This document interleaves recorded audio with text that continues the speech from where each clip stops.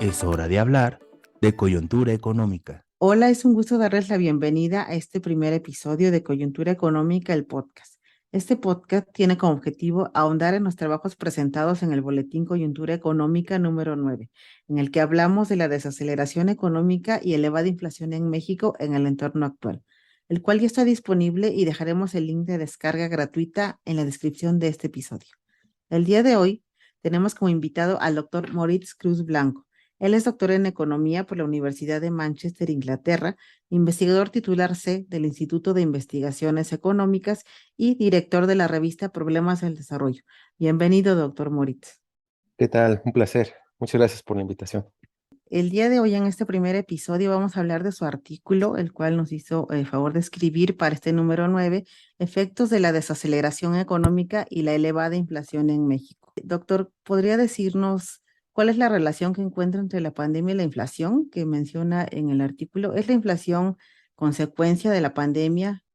Bueno, sí, en gran medida es el resultado de la pandemia, del confinamiento y la posterior apertura, de vuelta a la normalidad y con ello el crecimiento de la demanda. Sin embargo, yo plantearía que, bueno, está obviamente impulsada todavía más la inflación por el problema de la guerra entre Rusia y Ucrania y, bueno, Europa. Pero la tesis principal de que esto de las cadenas globales, de las cadenas globales, que hubo insuficiencia de oferta y demás, me parece que no es tan completa. Yo lo atribuiría sobre todo a un incremento de los precios para recuperar lo perdido durante la pandemia, es decir, un incremento del margen de ganancia. Sí, en efecto, como sabemos, bueno, esta pandemia fue un hecho inesperado a nivel mundial, ¿no? Que finalmente terminó trastocando todas las economías y creo que es un hecho inusitado, ¿no? Y pocas veces visto y que finalmente habrá que enfrentar desde las condiciones que tengamos cada una de las economías, porque es cierto que de pronto depende, ¿no? Del tipo de economía que estemos hablando. En nuestro caso, hacer una economía en desarrollo, vulnerada, desde los 80 sabemos con un nivel de crecimiento económico bajo, el impacto puede ser mayor, ¿no? Y a eso yo le sumaría y concuerdo con usted con lo que escribe en el artículo, el ingreso al modelo de metas de inflación, ¿no? Que usted te refiere ahí.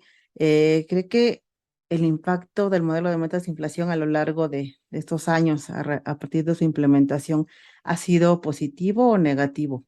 Mira, ahí me parece un debate interesante en la literatura. Quienes son desafines no, digamos, a la visión de los bancos centrales y a toda esta corriente neoliberal, dirían sin duda que es gracias al modelo que hemos observado desde inicios de este siglo una tendencia hacia la estabilidad de la inflación.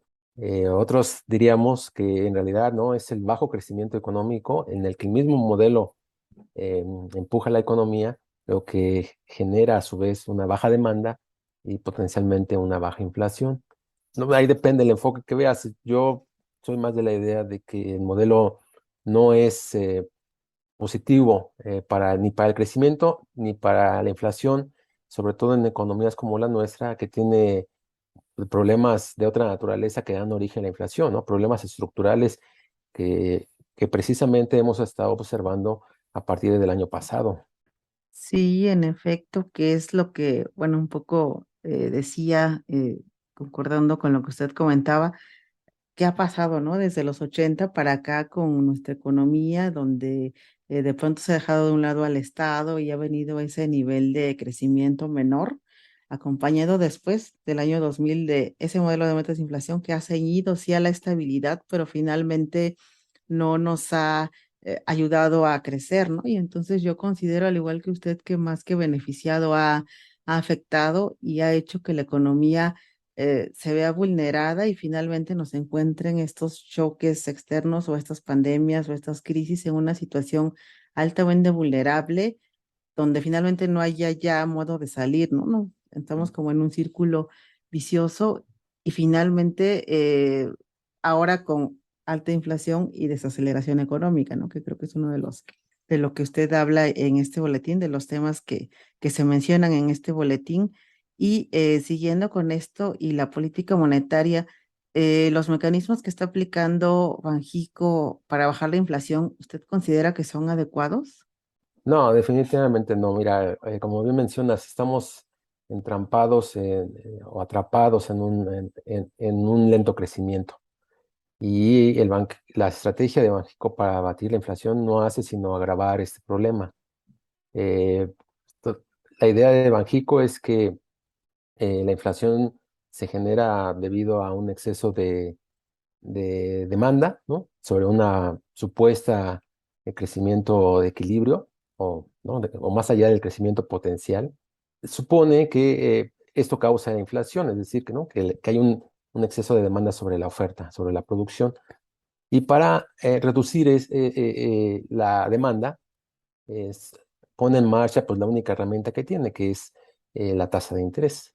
La sube y supone que esto va a hacer que la inversión caiga, con ello el empleo y el poder de negociación de los asalariados para, ¿no? Para demandar crecimiento de su salario. Y esto hace que se dé una sensación, digamos, de cambio de expectativas hacia una menor actividad económica y por lo tanto una menor inflación. Esto aderezado con que la subida de la inflación, de la tasa de interés, perdón, aprecia el tipo de cambio por la entrada de capitales y desincentiva las exportaciones. Entonces la demanda se contrae por el lado de la inversión y por el lado de las exportaciones. Bueno, pues esto es claro que va a generar, ¿no? Una desaceleración. Entonces, pero, insisto, si está el debate de si esto es en realidad controlar la inflación, no sabemos en qué medida está realmente teniendo éxito. Sobre todo, insisto, porque la inflación en este país viene por la parte estructural y no por una demanda elevada. Pues, digamos, si no crecemos, ¿cómo puede haber demanda elevada? Sí, es cierto, bueno, totalmente de acuerdo y creo que finalmente, como decía, estamos en ese círculo vicioso, ¿no? Donde, como bien usted comenta, se hace uso de la tasa de interés que finalmente desincentiva la inversión, ¿no? Y paradójicamente, el Banco de México, desde ese enfoque ortodoxo, siempre asume que es el gasto público el que ahuyenta la inversión, ¿no? Cuando indirectamente son ellos los que al hacer uso de la tasa de interés la están disminuyendo. Entonces, sí, en efecto, creo que estas prácticas del lado de Banjico, privilegiando, digamos, de algún modo la política monetaria, lejos de ayudar, pues han sí cumplido con la meta de inflación a lo largo de estos años, pero finalmente que han dejado a la economía, ¿no? Donde ante una situación como la actual, de pronto nos encontramos ante la paradoja de, bueno, entonces sí tuvimos precios bajos durante muchos años, estuvimos estables, digamos, pero no se abonó nada al crecimiento, ¿no? Y entonces ahora que estamos ante la desaceleración, no hay crecimiento y se nos disparan los precios y no nos queda nada, ¿no? Es decir, no hemos sentado las bases de una economía creciente que ayude finalmente a salvaguardar, ¿no? A todos los agentes económicos ante una situación como esta que es preocupante, ¿no? Y bueno, dentro de los temas que usted aborda que me parecen muy atinados en este boletín, habla de los factores que han hecho que esta inflación nos haya pegado más, ¿no? Aparte de todo lo que hemos hablado ahorita, nos habla usted de que México depende de la importación de gran parte de su alimentación básica, dado que los precios de los productos se fijan en mercados internacionales. ¿Qué se puede hacer para revertir este comportamiento? Bueno, quizá señalar precisamente que este es uno de los problemas estructurales de la inflación. Con esta gran apertura que se dio comercial, en México incrementó su dependencia de ciertos bienes fundamentales para una economía, entre ellos los granos básicos, la alimentación, eh, y eso, cuando hay precios internacionales de los alimentos bajos, pues los alimentos, al ser un componente importante del índice de precios, pues baja. Pero en cuanto esto se dispara, pues lo que estamos hablando es precisamente una inflación descontrolada. La respuesta a esto no es subir la tasa de interés, evidentemente, ¿no? Se tendría que incrementar la oferta de alimentos en particular, y esto pasa precisamente por una política agraria. Ahora, en el contexto actual de tratados comerciales es más complejo y sin embargo, ¿no? Yo creo que el programa contra la inflación y la carestía que se anunció en mayo pasado ha dado los primeros pasos importantes al respecto. Esta serie de medidas, ¿no? Que en realidad son una política agraria, son pequeños, pero son importantes, tan importantes que hace 2 semanas, si no mal recuerdo, se anunciaron los efectos positivos que ha tenido en el control de la inflación, ¿no? Y se argumenta que por lo menos en 2,5% puntos porcentuales, ¿no? Ha contribuido en controlar la inflación. Es decir, no ha sido tan alta como hubiera sido en otras circunstancias. Sí, que finalmente, bueno, se ha hecho algo del lado, como se dice, de presidencia y para abatir este problema y seguramente, ¿no? De algún modo, como usted comenta, la situación quizá que encararíamos sería más grave, ¿no? Si no pensáramos en a lo mejor en una vía de salida o una propuesta de este tipo, porque finalmente a quien más impacta es al consumidor de a pie, ¿no? Al que menos tiene, al que no le alcanza para la canasta básica o para lo mínimo, de tal manera que creo que pues sí, el gobierno debe estar involucrado y como usted te refiere, establecer políticas que vayan encaminadas a toda esta parte, ¿no? Que como digo, son cosas importantes que me parece interesante que se hayan señalado dentro de este documento porque finalmente son, podemos decir, los orígenes o los determinantes de la inflación en nuestro caso, ¿no? Que a pesar de que decimos, bueno, ha sido generalizada a nivel mundial, pero cada país tendrá sus particularidades. En nuestro caso nos han afectado diferentes factores, como el que usted comenta, la cuestión de la importación de gran parte de nuestra alimentación básica, pero también en el documento, y me parece muy importante, habla de el sector manufacturero, ¿no? ¿Qué impacto ha tenido el incremento de la inflación actual en el sector manufacturero? ¿Cómo ha determinado este sector ese incremento de precios y cómo se da este enlace que usted refiere en el documento? Bueno, lo que estamos observando es también ¿no? Contra todo lo esperado, es una crecida de los precios en el sector manufacturero a nivel global, ¿no? Por esto de las cadenas globales de valor y demás. Es algo que generalmente, bueno, teóricamente no debería de pasar porque el sector manufacturero es elástico, ¿no? A los choques, su oferta, ¿no? Responde rápidamente a la demanda, sin crecer los precios. Lo que hemos observado es que ha habido un crecimiento de los precios de los productos manufacturados muy importante, pero por la vía de las ganancias, ¿no? No por la vía de los costos. Es decir, esto refleja que las grandes compañías en este caso han decidido recuperar lo que perdieron, ¿no? De manera no tan de mercado, sino a través de imposiciones de su poder de mercado para incrementar su margen de ganancia. Ahora, en el caso de México, México, sabemos, importa, ¿no? Una buena cantidad de productos manufacturados, casi todas sus importaciones son productos manufacturados, insumos en todo caso, y esto pues se traslada a precios, ¿no? Hay un traspaso de esos precios internacionales a través de la compra de importaciones y muchos de estos bienes nuevamente son parte del índice nacional de precios al consumidor y ahí está un reflejo importante de la inflación, del traspaso inflacionario, que por otro lado, ¿no? No se puede hacer mucho ahí, ¿no? No hay espacio para política económica. ¿Por qué, no? Porque viene del exterior y ahí sí hacer, me parece, alguna política es más complejo para abatir este lado de la inflación.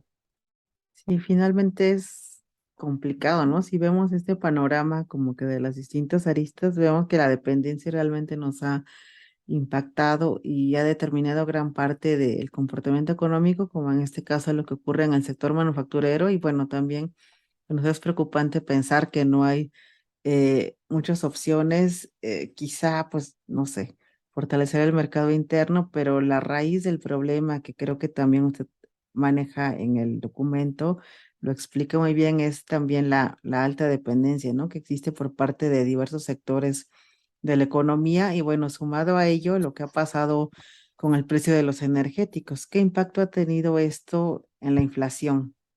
Bueno, aquí, en contrario, ¿no? A lo que ha sucedido en otras economías, el impacto de la subida de los energéticos no ha sido tan drástica porque ¿no? Afortunadamente México exporta crudo y como han subido los precios, esto le ha permitido pues mantener los precios de la gasolina, por ejemplo, y otras energías en, en incrementos, ¿no? Acordes o mínimos. Sí es importante, ¿no? Sí ha tenido impacto, pero no ha sido tan fuerte como por el lado de los alimentos y por el lado ¿no? Del resto de los bienes y servicios. Esto, insisto, gracias a que, ¿no? Se ha aplicado esta política básicamente de subsidiar, ¿no? Las gasolinas y otros energéticos. De hecho, si reflexionamos sobre lo que pasa, por ejemplo, en Europa, ha sido lo opuesto. Allá los energéticos, los precios han crecido bastante, ¿no? Como no producen, no exportan, ¿no? Ahí sí ha sido una relación directa, nuevamente. Se han vuelto dependientes de energía o demasiado dependientes de energía. Y como ellos subsidian los alimentos ¿no? Y producen, la inflación de los alimentos ha sido menor. O sea, es como el otro lado de la moneda. Vemos efectivamente lo que tú señalas, cuando se confía demasiado, ¿no? En las condiciones positivas de la globalización, todo parece ser, ¿no? Miel sobre hojuelas. Pero cuando esto cambia, ¿no? Y como siempre va a cambiar, porque, ¿no? Porque así es la historia, las condiciones se vuelven bastante difíciles de superar. Te has renunciado a muchos de los instrumentos de política y además recuperar la soberanía, pues puede tomarte años, porque no es de ya que voy a producir lo que necesito. Sí, finalmente es un camino de largo plazo, ¿no? Y de pronto, por eso puede a veces parecer complicado, porque de pronto, ante los cambios de gobierno y de política y de partidos, pocas veces les dan continuidad a los planes, ¿no? Porque finalmente muchas veces quieren ver algo inmediato, o algo de corto plazo, o algo que les convenga, y ya se vuelve una cuestión política, pero realmente lo importante sería establecer planes que a lo mejor no veamos en un futuro inmediato, vayan sentando las bases, ¿no? Del crecimiento y las bases de que en un futuro podamos ser más sólidos al nivel interno.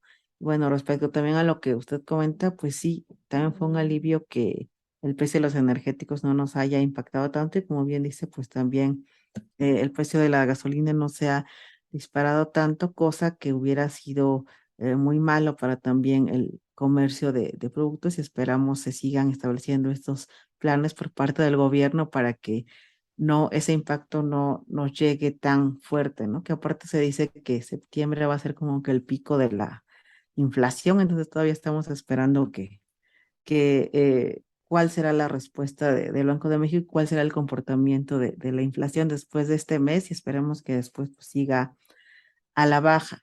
Y bueno, finalmente nos gustaría que nos dijera cuáles serían sus recomendaciones de política respecto a la alta inflación que se vive en México actualmente, qué es lo que habría que hacer, ¿no? ¿Cuál es el margen de acción que tenemos, qué habría que esperar también con estas previsiones de crecimiento y este comportamiento de la inflación? Pues mira, yo creo que si hablamos de dependencias como causales fundamentales de la inflación, realmente las causales fundamentales, pues la solución va por esa vía, ¿no? Romper las dependencias. Romper la dependencia alimentaria es fundamental, ¿no? De hecho, dentro de ese programa de PASIC, programa contra la inflación, ¿no? Y la carestía, se habla de generar reservas estratégicas, por ejemplo, de maíz. Ya se están ahí dando claras señales de cuál es una solución realmente de largo plazo, ¿no? Recordemos, por ejemplo, que Estados Unidos, cuando tuvo los choques de petróleo ya en los 70s, estableció una política también de hacer reservas estratégicas de petróleo. Como no lo produce en grandes cantidades, ¿no? Para evitar precisamente ese tipo de choques y los efectos inflacionarios y demás, pues hizo reservas estratégicas. Ahora México va en ese camino, por ejemplo, ¿no? De generar reservas estratégicas, claro. Aquí en este caso México sí puede producir sus alimentos. Entonces va por ese lado, por ejemplo. Y por el lado del resto de los bienes y servicios, bueno, está bien también que se sigan manteniendo las rectorías sobre los energéticos, me parece fundamental. Y la otra, ¿no? Pues romper la dependencia de importaciones. Eso me parece también que sería algo ideal, pero cualquiera de estas políticas ¿no? No es fácil y son más bien de medio y largo aliento, porque ¿no? Va a tomar un cierto tiempo que se pueda producir para iniciar a romper las dependencias. Yo creo que por ahí sería una estrategia de largo plazo, perdón, de mediano y largo plazo. Y en el corto, pues lo que se está haciendo por el lado digamos, de Hacienda y banco y el gobierno, pero Banxico, ¿no? La verdad es que no ayuda mucho, ¿no? Nos vamos a, porque además, ¿no? Lo que está haciendo es va contra toda lógica. Después de una caída del 8%, ¿no? ¿Cómo puedes proponer políticas que contraigan el crecimiento? Es una inconsistencia, ¿no? Terrible. Contrario a una política, ¿no? de generación de rompimiento de dependencia, son políticas de expansión de gasto, por ejemplo, ya sea política industrial, ya sea política agraria, pues implica por definición, ¿no? un mayor gasto, que no va contra el crecimiento. Yo creo que, ¿no? Si seguimos la ruta más heterodoxa, podríamos lograr esto, ¿no? Y yo creo que es momento también de que el Banxico entre en ese saco, porque pues como va, no ayuda mucho realmente a la situación. Sí, en efecto, habría que tener esa visión de largo plazo, ¿no? Entender que habría que trabajar desde ahora para pensar que en un futuro quizá no muy cercano tengamos las bases firmes y rompamos un poco esta dependencia que usted comenta y también entender, ¿no? Que como bien lo dice, la posición del Banco de México no ha sido la idónea y habría que ver esto como una oportunidad para que se cambie un tanto la visión, que también, como usted dice, no es sencillo, ¿no? No es que algo que no se haya criticado, propuesto muchas veces, y sin embargo ha prevalecido esta visión ortodoxa desde, bueno, desde los 80, donde, como bien comento también, se ve al gasto público como algo que afecta más que ayuda, ¿no? Entonces, desde esa postura será difícil, pero esperemos que no imposible y que finalmente se establezca un plan de largo plazo que visibilice la necesidad de una mayor participación estatal, de no velar solo por la estabilidad, sino también por el crecimiento, ¿no? Y creo que usted lo ha reflejado muy bien en este documento y creo que, bueno, ha quedado más que claro a lo largo de esta entrevista. No sé si quiera agregar algo más al respecto de esta reflexión. No, yo creo que, creo que lo principal, más allá de un poco de la inflación de México, es que ¿no? la pandemia ha venido a mostrar que la globalización, ¿no? esconde serios problemas que no pasan únicamente, obviamente, por la inflación o el lento crecimiento, sino por el bienestar generalizado, ¿no? Prácticamente en todos los países hay un malestar por ¿no? originado precisamente por la globalización, ¿no? Donde las brechas entre ricos y pobres se han acentuado, la falta de salud, de servicios de salud, ¿no? Se manifestó, y si nos vamos así por el estilo. Entonces, yo creo que es un buen momento para reflexionar sobre ¿no? los supuestos beneficios de la globalización y de dar un cambio de rumbo, ¿no? Hacia una serie de políticas que no necesariamente, ¿no? Donde no necesariamente el crecimiento, de hecho, ni siquiera es el objetivo, ¿no? El bienestar eh, sea el objetivo, y esto implica obviamente redistribuir, eh, ¿no? Redistribuir desde lo más alto hacia todos los estratos eh, de la sociedad, y donde, ¿no? todos nos veamos realmente beneficiados. Así es, doctor, y finalmente, como decimos, impacta a quien menos tiene y reitero, creo que las propuestas y las recomendaciones que ha hecho en este podcast y también el documento al cual los invitamos a leerlo son muy interesantes y son motivos seguramente de reflexiones futuras. Queríamos decirle finalmente que nos comparta sus redes sociales, donde lo podemos encontrar. Sabemos que también, bueno, como dije en la presentación, dirige la revista Problemas del Desarrollo. No sé si quisiera hablarnos del más reciente número. Sí, bueno, pues sí, la revista, ¿no? se publica trimestralmente y tiene pues como artículos muy interesantes que van desde las mujeres en las actividades inventivas, un estudio de sus desafíos. Hay otro artículo que habla sobre el valor agregado y cadenas globales de las exportaciones entre México, Estados Unidos y Canadá. También cómo colapsaron el empleo y las exportaciones durante la reciente crisis. En fin, es un número bastante interesante, variado y bueno, pues con plumas de primera índole. Ojalá sí se den una vuelta al sitio, ¿no? Que es, bueno, www.propdes, problemas del desarrollo, propdes.iec.unam.mx. Y bueno, también la misma revista tiene una cuenta de Twitter que también se llama así, ¿no? PropDes, Problemas del Desarrollo, y también está en Facebook con el mismo nombre. Le agradecemos mucho, doctor, y bueno, me parece muy interesante este número de problemas del desarrollo del cual nos ha hablado brevemente y seguramente lo vamos a revisar y bueno, ampliamente recomendado. Le agradecemos mucho por acompañarnos en este primer episodio. Ha sido un placer platicar con usted y ampliar la información a nuestros lectores. Muchas gracias, doctor Moritz. Al contrario, doctora Eufemia, y mucho éxito. Yo sé que es el primer programa, que vengan muchos más y que tengas mucha audiencia. Gracias. Muchas gracias, doctor. Y bueno, les recuerdo que en la descripción de este episodio encontrarán el link a la descarga gratuita del boletín Coyuntura Económica. Yo les espero en nuestro siguiente episodio en el que tendremos como invitada a la doctora Mónica Mimbera y hablaremos sobre su artículo Propuestas de Política Macroeconómica en Condiciones de Inflación Estructural. Gracias por escucharnos. Nos vemos en el siguiente episodio con otro tema de coyuntura económica. Universidad Nacional Autónoma de México. Este podcast es una producción del Instituto de Investigaciones Económicas.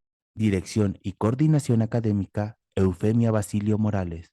Dirección técnica, Sofía Camacho Hernández. Content Manager, Daniela Alexa Ramírez Medina. Relaciones públicas, Sara del Carmen Arteaga Telles. Las opiniones expresadas en este podcast no necesariamente reflejan la postura de la UNAM.